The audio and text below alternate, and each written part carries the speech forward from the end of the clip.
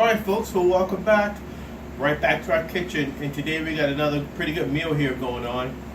Today what I'm going to do is I'm going to smoke a brisket, and this is a 4th of July brisket that I'm preparing on Tuesday, no excuse me, today is Monday, 4th of July is on Wednesday, 2018 on Monday night. So what I'm going to do is I'm going to prepare this brisket. I'm just going to season it up, and then when I get up tomorrow I'm going to smoke it. So this is probably going to be an 8-hour smoke at least. So let's get to it. So we're going to reach right into the fridge again. Bam! And there it is. What do you know? There's a pan of brisket right here. And so I got a pretty good deal on this brisket. I paid like $3.99 a pound for this big piece of meat, or I mean a decent sized piece of beef. This cost me like 13 bucks in change. I didn't pay over $14 for this beef brisket. And usually they're so outrageous that, I only buy these things when they're on sale. So here we are. And to cook this thing, you see my spices all lined up. And I'm not even going to tell you what they are. If you can read these containers from where they are, more power to you. But you'll see some of the basic ingredients that I have here. And of course, when you're about to smoke something, even if you're not going to smoke it that very day, it's always good to motivate the pit boss with a beverage. And in this case, you got one of my favorites, one of my go-to beverages. All right, so we're going to set that aside and get right down to business. And we're going to just shake this up because sometimes, it's been probably sitting around for whatever. But even though I've just opened this today, I just bought this today. You always want to give your ingredients a little bit of shake, just because there could be water or whatever, moisture at the top. You want to get a good mix. So you'll see me just sprinkling a little bit of that mustard right on the top of that. And I'm going to just work that in pretty good. I'm not going to saturate it, but what I'm trying to do is just get it wet enough so that those ingredients will coat in there. And because it's like an 8-hour or so smoke, those flavors also will work its way into that meat. And this is the fat side, and it's going to be fat side down so that bark is going to be really nice on it. So this mustard isn't going to penetrate much of this fat, but you still want to add it on there because you got some lean parts in there too. And you can see me working that around there real nice. And just go ahead and coat it all the way around, get a nice even coat. It's not necessary to get it all perfect, but you do want to get it all wet with that mustard. After the mustard is done, I'm just going to grab this towel. Pardon me. And then I'm going to move on to this here. Give that a shake too. Everything, you'll see me give it a little shake. Just fluff it up, get everything working around in there. And I'm just going to coat that with this too, and with the same kind of deal, I'm going to rub that in too. Rub that in real nice with that mustard, and this is Worcestershire. This is Worcestershire sauce. And we're going to flip that over, and we're going to hit it again. Hit that fat side with it too. And notice this pan I'm using. It's a big old pan, so that you can get your ingredients sloshed around in there real good. It's folded on both sides, you see, a nice deep pan, so that you don't make a mess of your table. And right now we got that thing nice and soaked. So now we're going to move off on to the dry ingredients. All your wet is down. And but before I do that, I'm going to nourish myself with a wet ingredient. All right, now I'm going to wash my hands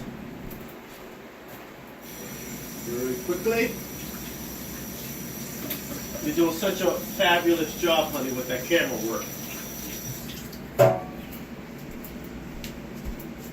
Alright, so we're going to go ahead and dry these hands off, and you can see, I mean, I got to tell you, on this Monday, this is a pretty hot day. I mean, we got the AC going on in the house, of course, but this is a hot-ass day, and I think the temperatures rose to what, like 100 over 100, honey? Like our phone says something like a 98, but it felt like a $105. So we're going to set these wet ingredients aside. We're going to move right to the dry. And pardon me, but I'm I'm going to go ahead and get me a bowl so that we can get these ingredients in there nicely mixed.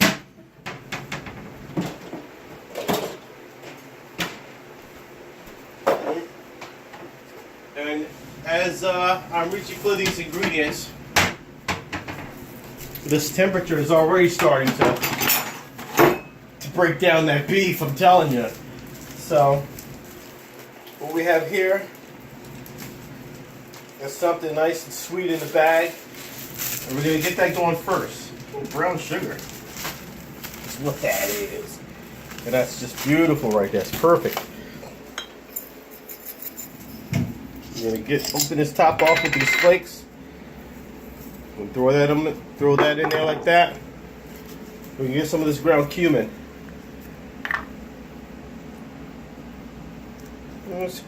Maybe a tablespoon or so. And half, just a little more. All right, beautiful.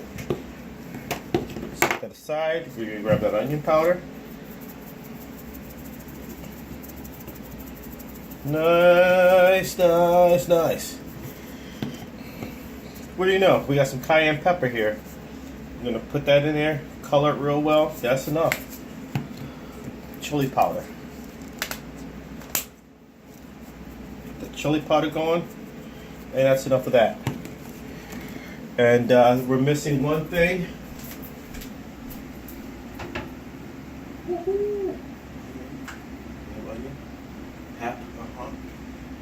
Some paprika and some garlic.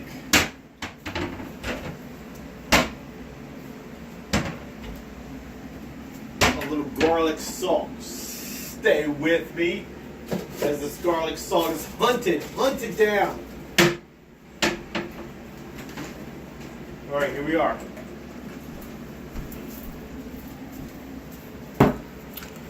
Some onion powder.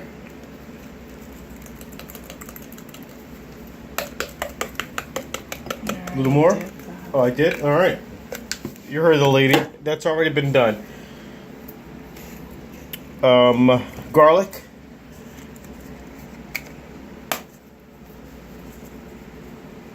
The garlic in there. Ho, ho, ho. A little paprika. Shake some paprika in there.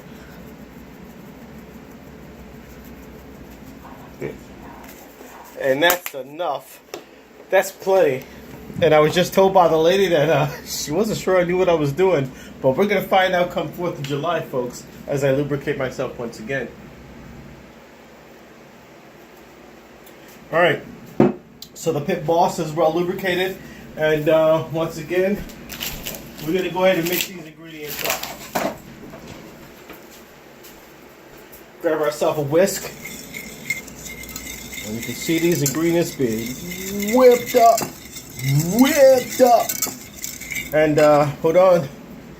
We're going to get some of that fresh ground pepper in there.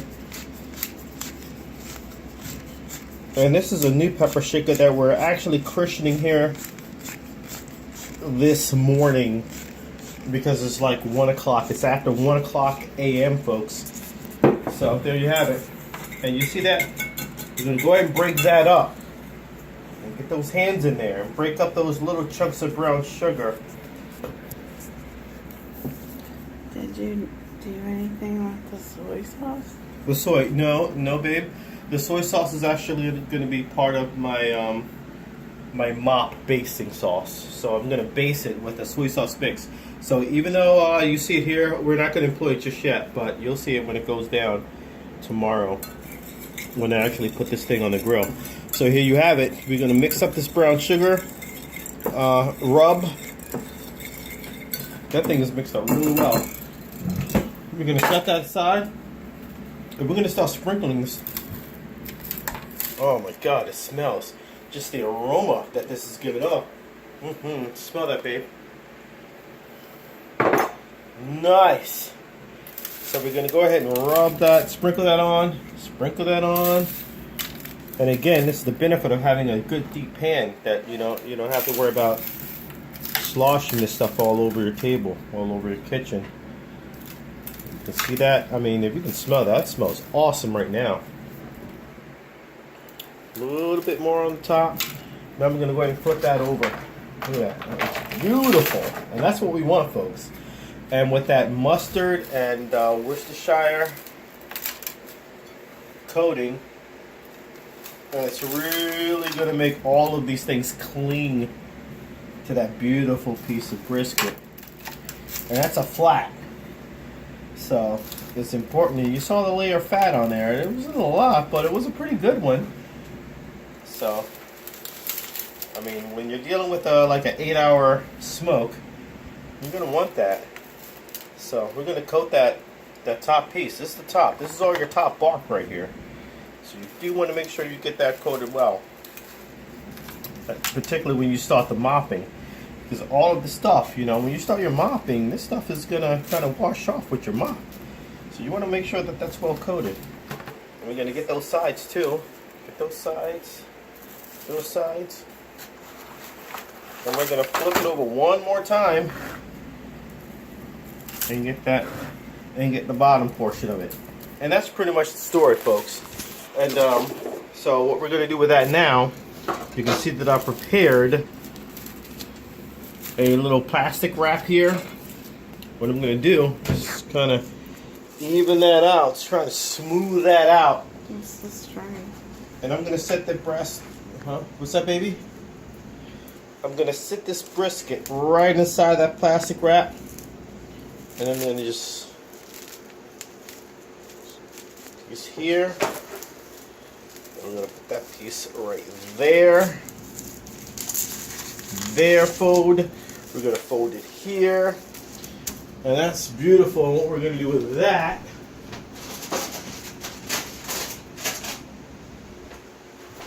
is fold that into the pan. Just kind of layer that right into another pan.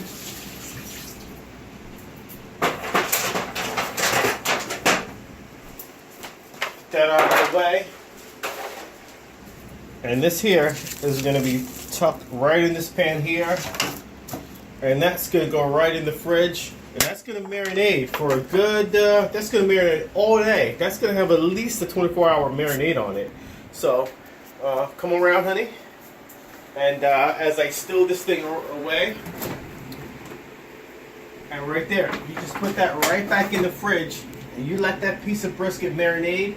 And that's going to get a good marinade for a good 48 hours. And when I get off, we're going to fire up that grill.